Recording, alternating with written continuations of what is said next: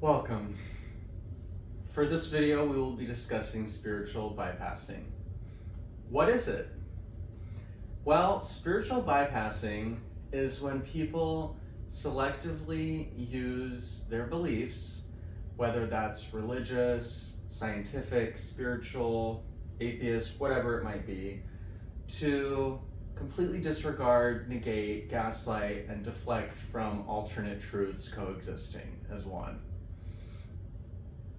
Spiritual bypassing is when people nitpick and cherry pick in ways that serve them and their ego and their identity without actually doing the real shadow work to consider other opposing perspectives, insights, views, or positions, because it meets a need for them.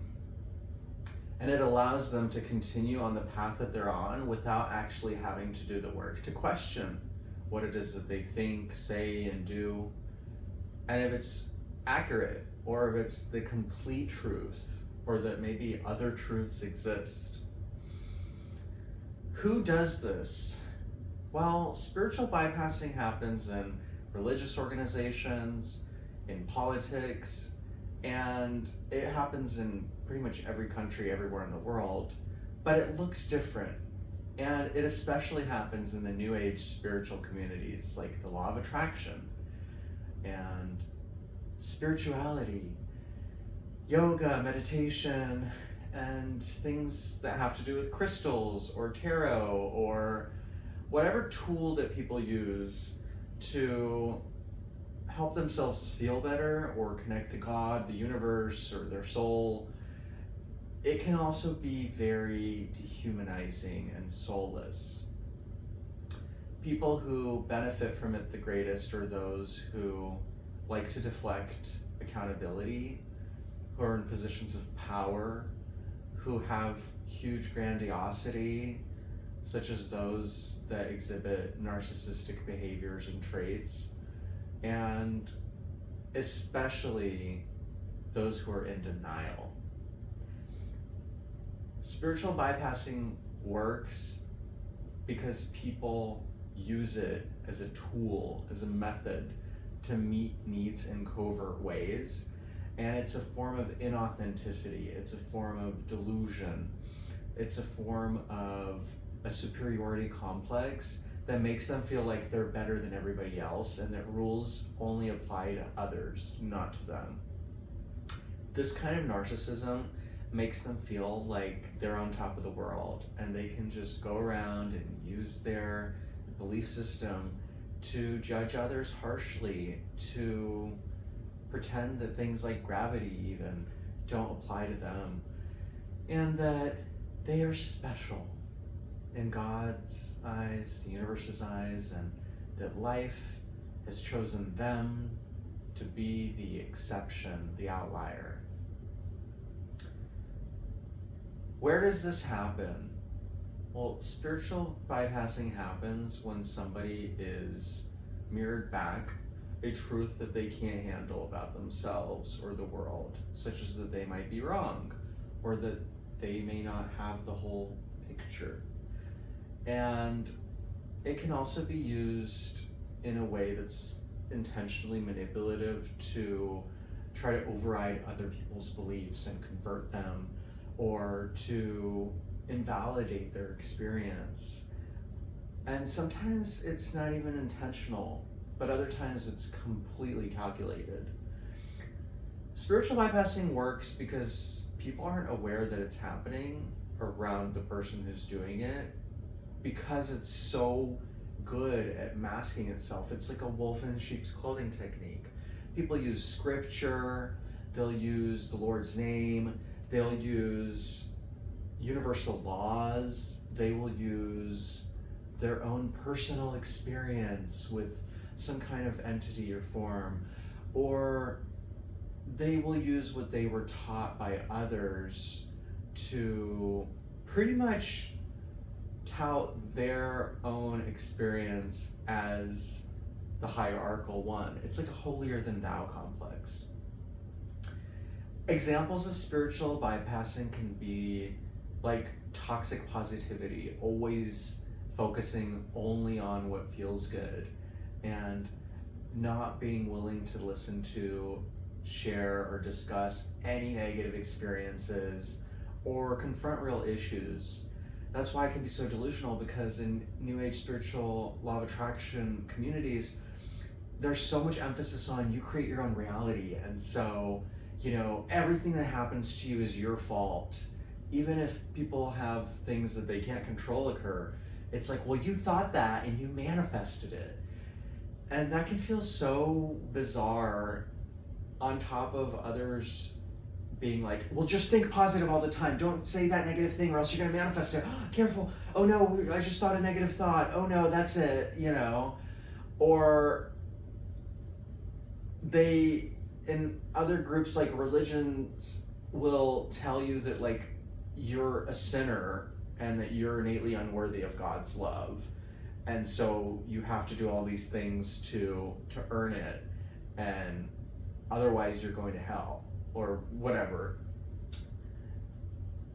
And then people will use that same scripture or spiritual methodology to judge and persecute others. And so there's so much hypocrisy and so many double standards in these approaches, because the same people who are using them are actually guilty of the very thing that they often are projecting onto others, such as thinking positive all the time and trying to force other people to, or being in resistance to negativity, is actually focusing on the negative. Because the only way to really clear negativity is to focus on it enough that you can address it, accept it, deal with it, and fix the problem. That doesn't necessarily mean that you have to look at it as a problem or come to it with a problem-oriented mindset. It's just that you can't just continue to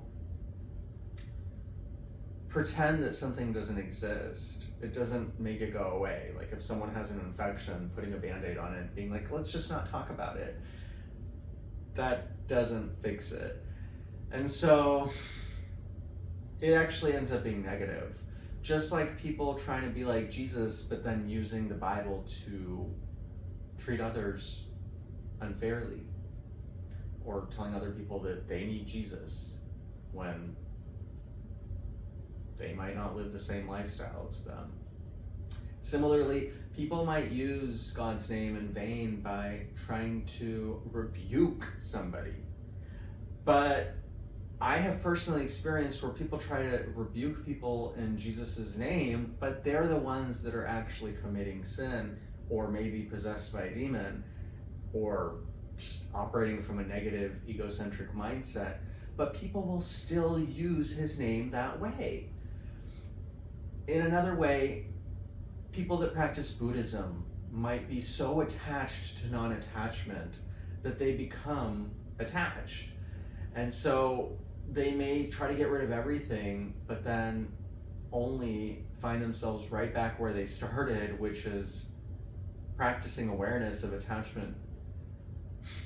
So no matter what you really do, there are spiritual truths that you can't escape just by trying to bypass them and get rid of things.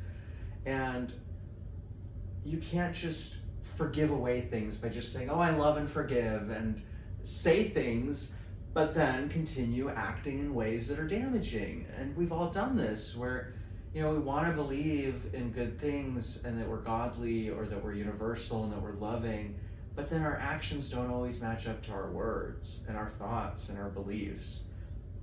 It's very human. And so spiritual bypassing can actually be a door or a mirror and a portal to awakening and consciousness, because it teaches us what we are avoiding looking at within ourselves, because we're throwing that onto other people, and we're also using it as a shield from actually self-reflecting and doing the work to heal ourselves and improve. It's not really the most loving thing, and oftentimes it's actually a reactionary response. It can be like a defense, like I said, like a shield, but it can also be used as a weapon. And it's a lot of reasons why wars start is because people use their belief to cause atrocities and violence and harm to other people simply because they believe their religion, their God, their way of thinking is the only way, and that everybody else is wrong. That's not a healthy, functional, or loving and caring approach to having peace on earth. And this is why we see so many conflicts occurring, especially in areas like the Middle East, where there's so many different religions, all in these tight places with so much shared history, and these lands being fought for. A great form of spiritual bypassing is how colonialism and capitalism operates, where it completely disregards indigeneity and how the native people were taken from in lands like the United States of America, where it was actually indigenous native land before, and then how African people were enslaved, and how this whole system in the United States was built upon genocide and slavery. And people just act like none of that happened, and that they'll say that the native tribes fought each other and that Africans enslaved each other. And so there's a lot of like this deflection thing that happens when people are confronted with truths that make them uncomfortable and question their identity or their ancestors or their lineage and some of their belongings, their material wealth. And this is why the world can be so divided, because people just put up walls. They just build up walls and they try to push everybody else out, like all those undocumented illegal immigrants or whatever people claim, and the problem always being outside of us, or everybody else needing Jesus and everybody else needing forgiveness and love, or those people, us versus them. It creates this divisiveness that's not really beneficial, and it makes us feel like we're important, which of course it feeds the ego a bunch of fuel. And so it's important to stop and pay attention. Why is this happening? Like, why am I, or why are other people doing this? And to not take it personally. And the healthiest way is to detach, because anything you try to say or do against spiritual bypassing just reinforces it. The best thing you can do is really just remove yourself, rather than getting angry or upset and reacting or fighting back and trying to prove your beliefs. The best thing you can do is embody and be the change you wish to see by sharing love and kindness, care, forgiveness, and compassion from actual, tangible, true action, than trying to just spout your beliefs out back and calling the kettle black, but then ending up a hypocrite as well. So it's not just about thinking positive all the time. It's not just about using scripture selectively or other holy texts like the Quran or the Bhagavad Gita or the Vedanta and whatever scripture people use, whatever religion, whatever belief, whatever hermetic principles or universal laws. It's not just all about focusing on only what you want or only trying to be grateful all the time. It's about authenticity. That is the real solution to spiritual bypassing. It's really acknowledging the parts of ourselves that don't fit into everything. The part of us that may be a sinner, that may be imperfect, that may be flawed and human, and not have all the answers and not be the creator of our reality. The part that's vulnerable to a higher force, a higher consciousness, and the infinite. The one that doesn't know, embracing uncertainty. That's how we really can level up our awareness. And when we don't take things personally, which is one of the 4 agreements, and we can notice how other people's behavior and communication and level of awareness and consciousness is really about them and where they're at, and we can see it as a cry for love rather than trying to force them, because oftentimes people will meet with resistance if you try to question their beliefs, if you try to tell them what you think is right and what they think is wrong, because then you just fall right into the same pattern of spiritual bypassing.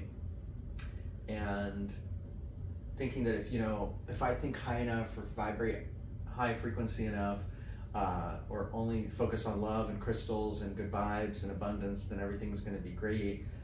And so you guys should too. Instead, it's like, I'm gonna bring that energy and embody it, and I'm still gonna integrate the negative and the shadow all into one and into love, while also holding space and allowing others to be human and be themselves, which is really the highest form of love, which is oneness rather than divisiveness and rather than forcing or resistance.